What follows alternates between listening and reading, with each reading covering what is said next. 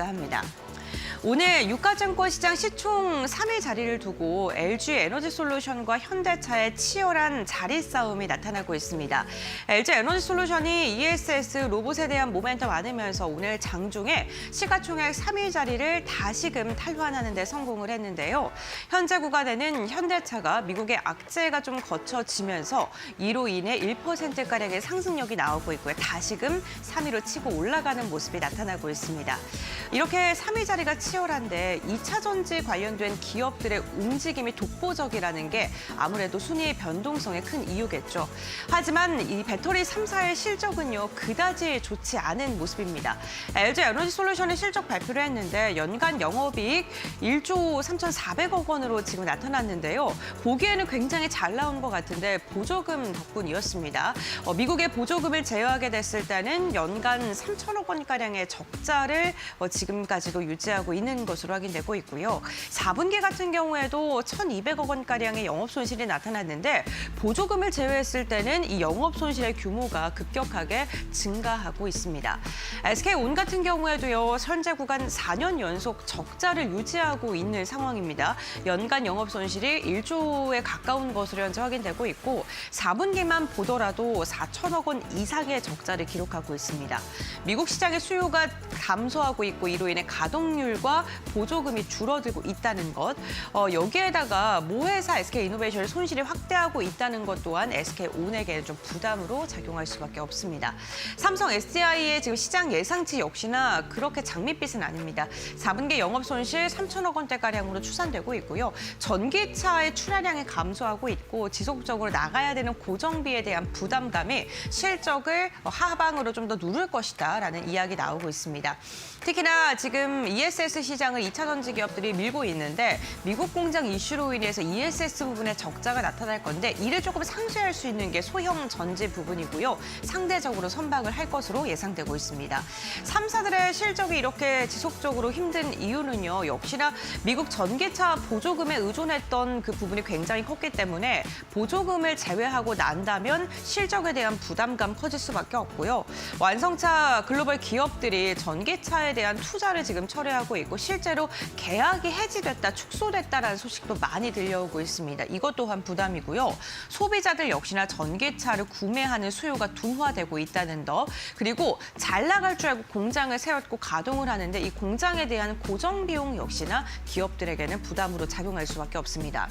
하지만 배터리 3사는요. 실적에 대한 우려감 속에서도 미래 가치에 대한 기대감 속에 최근 굉장히 잘 나가고 있습니다. 특히나 오늘 LG에너지솔루션은요. 테슬라 그리고 중국 휴머노이드 업체와 배터리 납품과 공동 개발에 대한 협의를 진행하고 있다라는 언론의 보도가 나오면서 이로 인해 주가의 슈팅이 강력하게 나오기도 했는데요. 내년부터 휴머노이드용 배터리에 대한 양산 가능성이 주목받고 있고요. 이제 이게 테스트용이 아니라 실제로 공급하기 위한 논의 단계까지 들어갔다라는 이야기가 나오면서 LG에너지솔루션 그리고 밸류체인 아래에 있는 기업들까지도 강력한 슈팅이 나오기도 했습니다.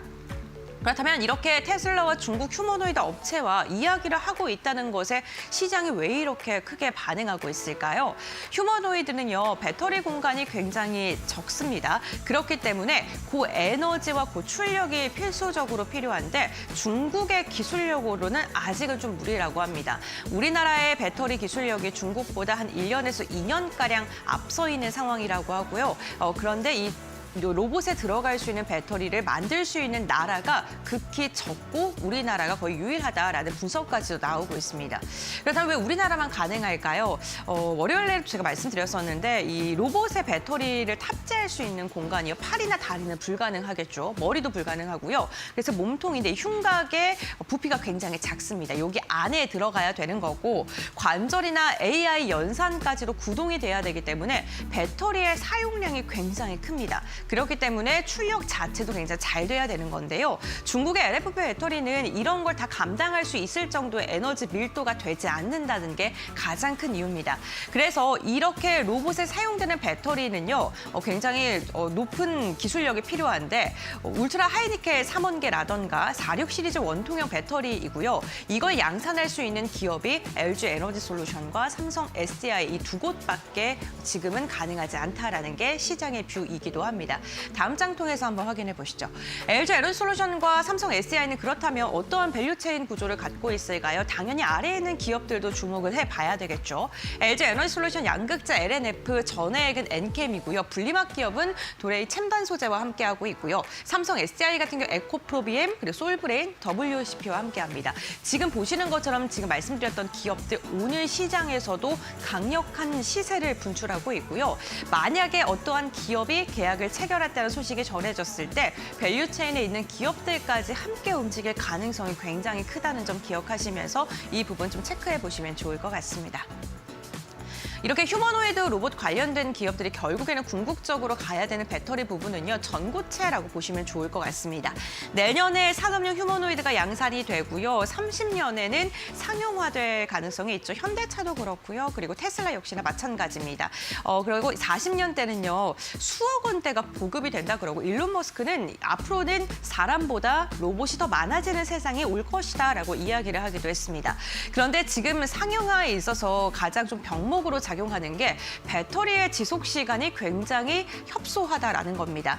결국에는 휴머노이드가 더 사람들에게 다가가고 확산되기 위해서는 배터리 기술의 발전이 키가 될 수밖에 없다는 거겠죠. 말씀드렸던 건 울트라 하이니켈과 46 시리즈 원통형이 지금은 좀 각광받고 있지만 결국에는 에너지 밀도가 높고 화재에 대한 안전에서 훨씬 더 강력하게 안전할 수 있고 더 가벼울 수 있는 전고체 배터리로 시장은 주목을 할 수밖에 없는 상황이 될 것이다라는 게 시장의 뷰고요. 지금 실제로 배터리 3사들도 전고체 배터리를 개발하기 위해서 지속적으로 투자를 하고 있고요. 올해 진행되는 인터배터리에서 이 3사들이 전고체와 관련해서 어떠한 뷰를 보여줄지 이 부분 주목하시면서 대응을 해보시면 좋을 것 같습니다. SK온이 과연 양산을 좀 선제적으로 할 수 있을지도 지켜보셔야 될 것 같네요. 지금 휴머노이드뿐만 아니라요. 산업용 로봇에도 좀 주목을 해보시는 게 좋을 것 같은데 결국에는 산업용 로봇 이제는 진짜로 실적에 로봇이 반영이 되기 시작했습니다. 레인보우 로보틱스와 로보스타의 지금 실적에 대한 거래액 추이를 보면요. 삼성전자, LG전자가 거래를 하고 있는 대표적인 기업들이죠. 삼성이 레인보우 로보틱스의 거래액이요. 17배가량. 1,600% 이상 증가한 것으로 현재 확인되고 있고요. 24년 대비 25년에 로보스타 같은 경우에도 200%가 넘게 거의 3배가량 증가한 것으로 확인되고 있습니다.